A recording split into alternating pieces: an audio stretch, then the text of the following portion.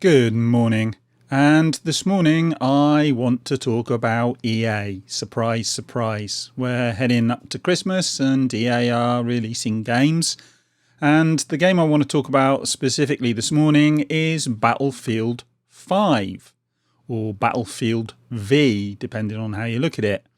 Now, there's already been a lot of controversy about Battlefield 5, and you guys probably know all about that. You know, the fact that people got up in arms because there was a woman on the front cover, and the fact that she had a prosthetic arm and all that kind of nonsense. And frankly, that kind of stuff didn't really bother me too much. Maybe some of the responses from EA and others about it miffed me a little bit. Because, you know, fans are entitled, as I said in my previous video, to air their opinion. And, you know, I didn't actually agree with the stuff about having a woman on the cover and having a woman protagonist and all the rest of it, and the idea that it was not realistic because, well, it's Battlefield and it's not particularly realistic. And the fact is, people were getting more up in arms about there being a woman than about there being a prosthetic arm that looks like something out of a science fiction movie. So I think maybe people need to get their priorities right. But nevertheless, EA didn't handle that at all well. And then they moved the release date so that it maybe wouldn't compete with some of the other games that were being released, like Call of Duty. Yeah, and Red Dead Redemption, of course. And anyone who hasn't played Red Dead Redemption, go out and play it, because it is worth playing. I've only played about 5 hours so far, but it's been fun. But anyway, that's an aside. The fact is that Battlefield 5 was already beset with problems way before release. And given that EA had already had a lot of problems with Battlefront last year, you know, Battlefront 2, and the issue of microtransactions and what's happened subsequently with their refusal to back down on microtransactions for FIFA and other games, they haven't got a good track record, and people are sitting in wait, looking at them and wondering what shit they're going to pull next. And so we now come to Battlefield 5 and the release schedule for it. Now, I'll go through it here, and it does get a little bit convoluted, so sit tight. If you are buying the standard edition, you get it on November the 20th. That'll cost you around about 55 quid. If you want the deluxe edition, you'll get it on November the 15th, and you'll be paying roughly 70 quid for it. And you get a few extras as well.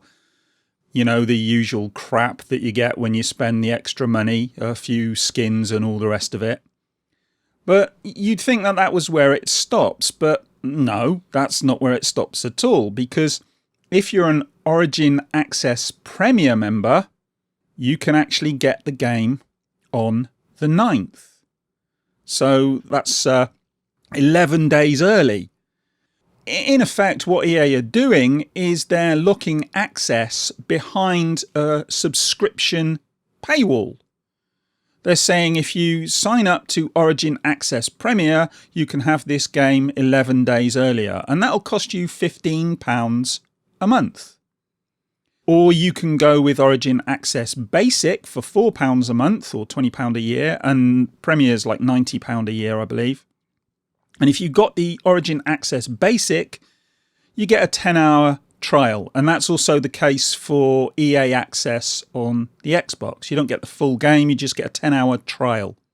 And then presumably you'll have to go out and buy the game after that, because obviously you're not spending enough per month with EA to justify them letting you have the full game. They want you to spend that extra £15 every month or £90 a year in order to have access to these games early and, you know, continue owning them renting them. Now, the problem with that for me is that, well, one, you're renting the game, and there's all sorts of issues with that. And I've talked about this a little bit with, Xbox Game Pass in the past. And I do think that Xbox Game Pass is a good deal, actually. But I do have my reservations moving forward The fact that they're trying to shoehorn you into a subscription service that they can then use to sell you other stuff. And I think that EA are looking at this in a big way. I think that's their latest big thing. Oh, if we can't sell them microtransactions, we'll get them locked into a monthly fee, which is only the access point to the game. Because if you look at Xbox Game Pass, you get the basic version of the game usually, and then all the extras, the extra mats, the extra skins, weapons, all those kind of things will still cost you extra money.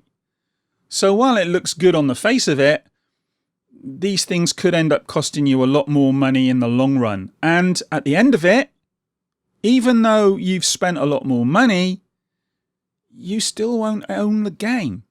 The game will be held digitally. And if EA or Xbox decide that they don't want to have that game on the system any longer, you may no longer have access to it.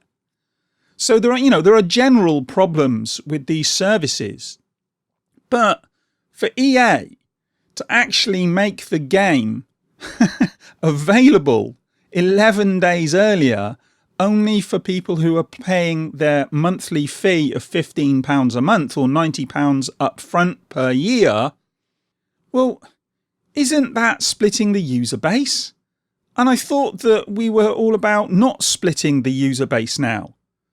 And I thought that last year, EA, when they had all this debacle with Battlefront 2, they said they were learning. They came out, they keep saying, we're learning.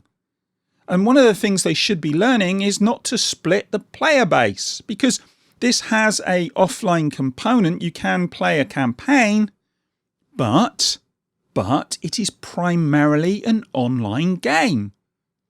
So a lot of the people even if you've pre-ordered the game, if you've pre-ordered the standard edition, you're not going to be able to play the game for 11 days after other people have got hold of it.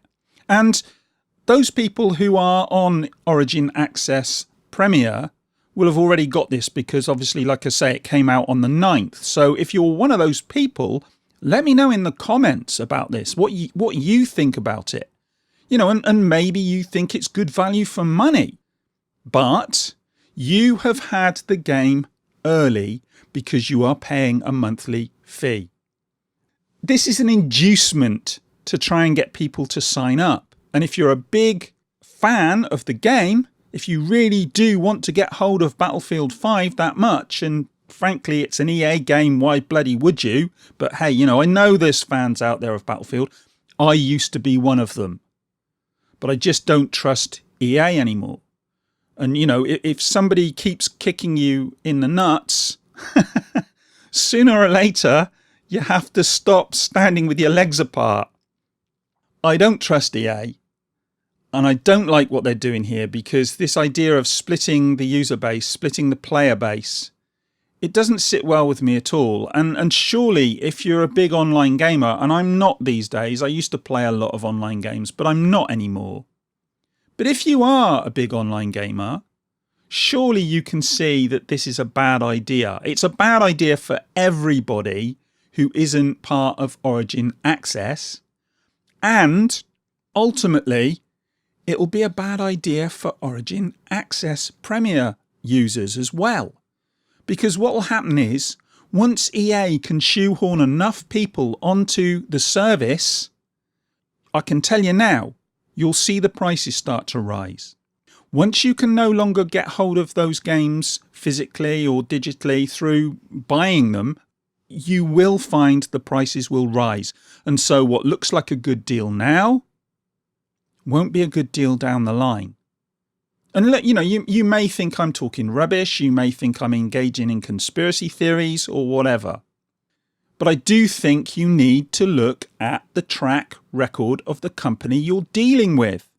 And under Andrew Wilson, EA's whole process is about making money. And not just making money, because that in and of itself isn't a bad thing, but making as much money as they possibly can for as little effort as they can make. That is what they've been doing for years now. And you cannot believe them when they say they're learning, unless you take this idea that they've learned and they're going to try and come up with other ways of fleecing us that we won't notice as much. I think this is just a symptom of the way EA think. And look, as I've said, I haven't got an issue with services in and of themselves. But this is EA we're talking about here. And this inducement, if it is an inducement given the crap we've had about Battlefield 5 already and the backlash it's had, and the pre-orders are down and all the rest of it, this inducement, this seemingly good deal, won't look as good down the line. Not while Andrew Wilson is running EA. Not while they have this attitude that the gamers are out there to be fleeced. And, you might think that I'm going over the top and being hard on EA. But you only have to look at something like FIFA, and you only have to look at their attitude towards Belgium and their refusal to remove loot boxes. The fact is that EA are all about fleecing you. That is all they want to do. The game is almost incidental now. The game is a way of getting you in through the door so they can make as much money from you as they possibly can. And as I've said before, if they are making money, that in itself isn't a problem. But it's when they are exploiting gamers in order to do it that it is a problem. And EA are, if not the worst, one of the worst companies out there for doing that. And they will not change. And this locking games behind a paywall and splitting the user base just shows how little they care for the gamers out there. How little they care for their fan base. You've only got to look at all the games that they've taken and messed up and then completely got rid of. You could go on forever talking about that. As I say, they're not to be trusted. And this, maybe in and of itself, it's not a huge deal, but it stinks as far as I'm concerned. It smells to high heaven of trying to find a way of shoehorning people in and making as much money as they possibly can from them. But as I say, I might be wrong. And if I am, let me know in the comments. You might think this is a great deal and it will continue to be a great deal. And in the meantime, I'm going to go and lie down in a dark room. And I'll speak to you guys in the next one. Thanks for watching, and don't forget to subscribe and hit the bell and all the rest of it. You know the drill. And as I say, I'll speak to you in the next one. Bye.